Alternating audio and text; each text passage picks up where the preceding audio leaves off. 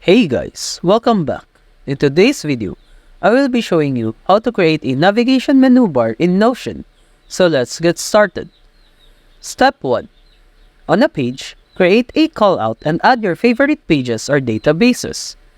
Head over to the upper right corner, 3 dots, and copy the current page's link. Highlight the home text and click on the link option. Paste the copied link on the space provided. Do the same to every page or database that are included on the callout. Below the callout block, click on plus sign and type -sync to create a sync block. Drag the 6 dot beside the callout to drag it inside the sync block. Click on copy and sync.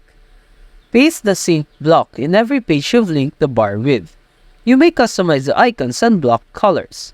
That's it for this video. If you have found this video helpful, simply leave a like below or subscribe because it helps me reach more people. See you soon!